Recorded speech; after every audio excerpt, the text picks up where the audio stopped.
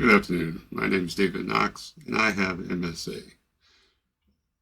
For the record, this will be a controversial video for some, and I don't mean it to be, but I do have to make some correlations, some examples here to kind of get us on the same path. So, staining and biopsies and staining. This is how, after death for sure, we're able to diagnose those persons with MSA, but also beforehand. I had a video talking about testing for MSA and why there's no definitive way to actually say yes, that person has MSA besides postmortem after death biopsy. And the reason for that, I had a gentleman give me a comment before. He says, you're wrong, you're misleading people. There's biopsies for MSA and they work perfectly. And I sat there and I said, if that was the case, why wouldn't they do biopsies for everybody with MSA? Because I know the answer, and I'm not saying that person doesn't know what he's talking about, but he just doesn't know as much the details of this. And I'll give you the example, and this is the controversial part. I'm not an anti-vaxxer. I'm not an anti-COVID person. Do I want to get more COVID boosters and shots? No, not at all. Okay, everything comes at a price, but COVID was really frowned upon halfway through because a lot of the tests, not all of them, okay, but different tests for COVID, especially the testing at home, they are susceptible to 50-50 false positives. And what I'm trying to tell you is the sensitivity of these tests is what predicated positive or negative.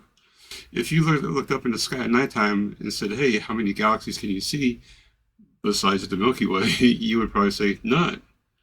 Well, what if we gave you a telescope?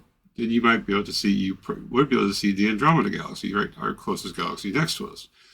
That's the same issue we have with these COVID tests. Again, not all of them, especially not the ones at the hospitals, but the ones at home that they sent you. All these companies were sending out their own tests at homes. There's 50 different types of them. And they gave a lot of false positives because it depends the sensitivity of the test. How far are they microscopically going to look down for testing?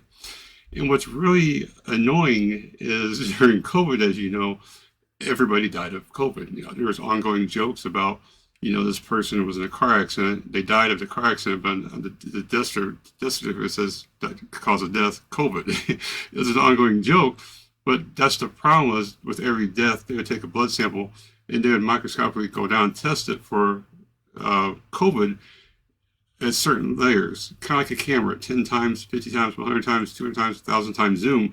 That's what they're doing. Some tests only magnify down to, for example, a 10 times zoom to check it for COVID. And some of these tests amplify down to 200. They kept going and going and going. And where they had such a small sample of COVID, which obviously the person had a year ago, they would say, oh, it's in his system actively, so therefore he or she has COVID.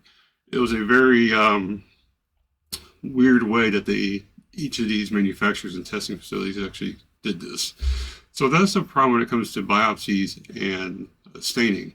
It's not really the biopsies, but it's also the staining that plays a part of this.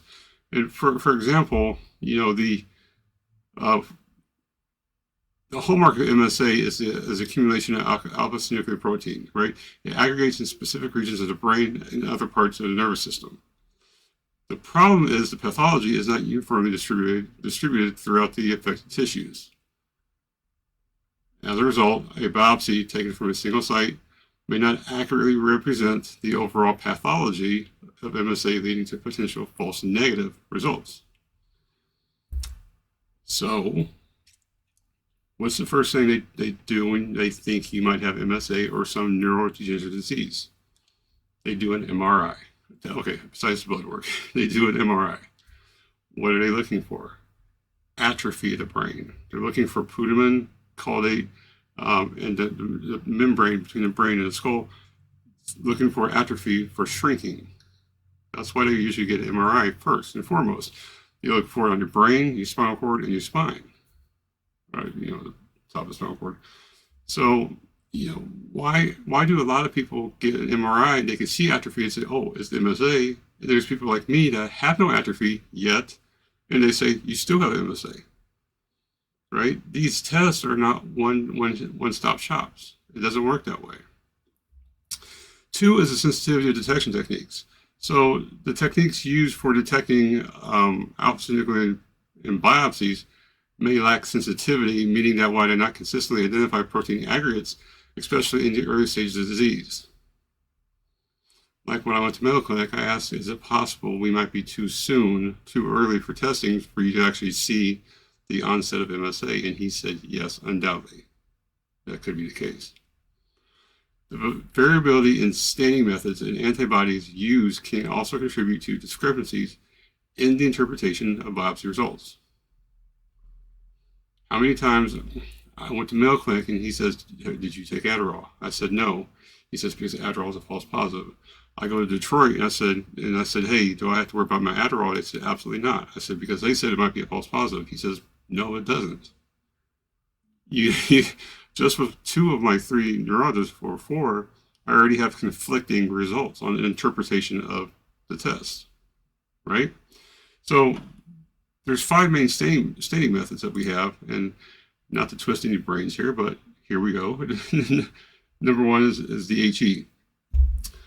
As I look over here, the HE is used to visualize the general tissue morphology. It's not looking for the alpha-synuclein itself, but the changes at the cellular level. Now, look at the graph. This is from the research. The top 4 MSA, the next 2 down are Parkinson's, and the bottom 3 are control groups. Left to right is where they're testing. Obviously, this is postmortem because the putamen, the nucleus is cortex, this is the brain, so they're not going to biopsy those when you're alive. But you can see from top down, left to right, there's a vast difference in sensitivity when it comes to detecting these changes, even at the cellular level. Even if you take the top 3 rows of MSA from left to right, top to bottom, there's a big difference. Because you hear it all the time, MSA is different for everybody. I don't have the same rate of progression and symptoms and effects that you do with MSA. Everybody is different, especially when you have MSA-C and MSA-P, let alone if both of us have MSA-P. The second method that we have is IHC. It's one of the more widely used staining techniques that involves a specific antibody to detect target proteins in tissue sections. Proteins, right?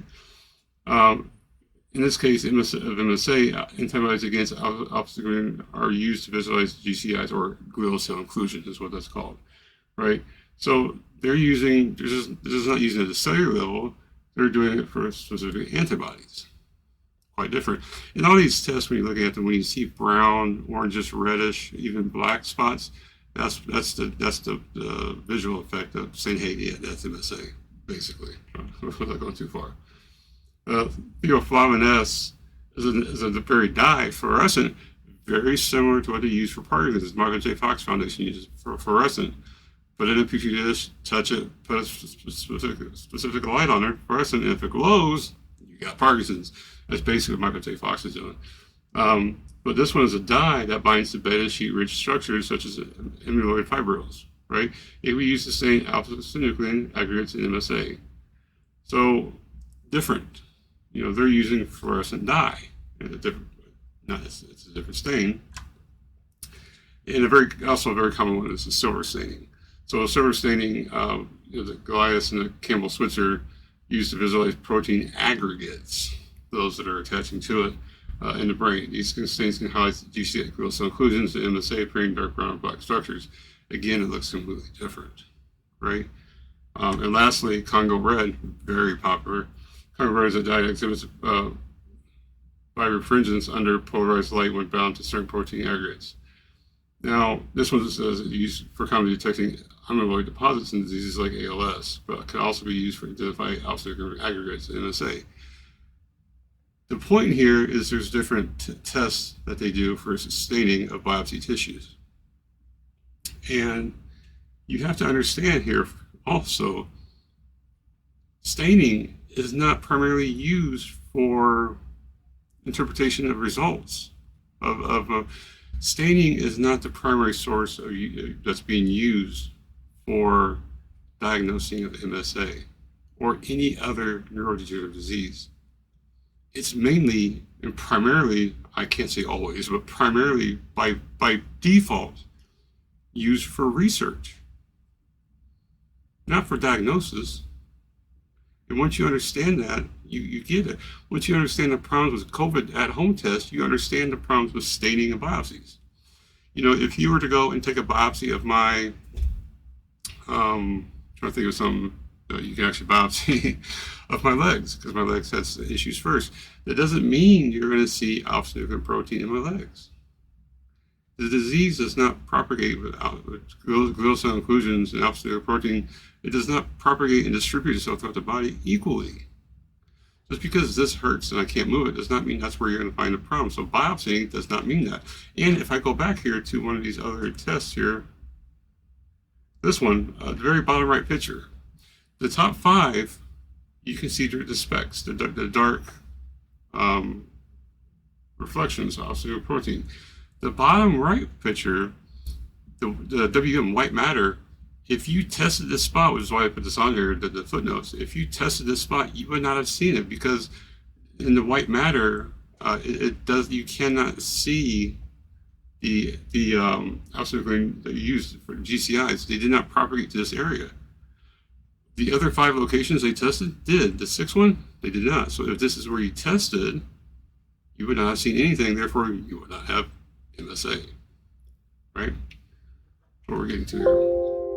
So the choice of the biopsy site affects, you know, the test results itself. Biopsies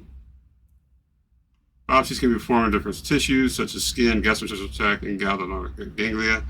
However, the distribution and severity of alpha-synuclein pathology can differ from these tissues, making it challenging to obtain representative samples that reflect the overall disease process. Seems pretty simple.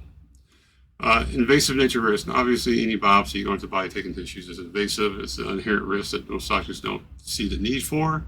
You know, I just want to just keep saying this, right? If that gentleman was right that, oh, these biopsies are perfect and they do detect MSA perfectly, why aren't they doing it for everybody? How many of you with MSA have had a biopsy? I guarantee most of you have not. It's not the go-to thing. If they want to do it to kind of cut down anything else, because there are some deposits in the skin that are not deposited anywhere else at the tissues. Cool, okay? But it's invasive. It's a risk for bleeding and things that happen, and most doctors don't want to do that because they don't need to do that. MSA is primarily diagnosed based on clinical symptoms, medical history, and neuroimaging findings. Right, the characteristic features observed in imaging studies, such as MRIs, can provide the most valuable information to support the diagnosis of MSA without any need for biopsies. So it is important to note that while biopsies may be unreliable for diagnosing MSA, they can still be valuable in research purposes to better understand the disease pathology and develop potential therapeutic interventions. However, in most clinical practices, biopsies are generally not considered necessary or routine for diagnosing MSA. You know, I would beg you to know which of your hospitals or clinics, what staining method are you doing, right? I just want you to understand that just because you get a biopsy and you have MSA does not mean you're going to see MSA. Just like Mayo Clinic did all these tests and said, we don't see it. Literally what they said. We see something like Parkinson's, but not MSA. So I know it's a bit of a head scratcher on this video, but not everything is the same. Not all staining techniques are the same. Not all biopsies and areas of biopsy will result in MSA, even though you have MSA. Still though, I appreciate you and I'll see you in the next video. Thank you.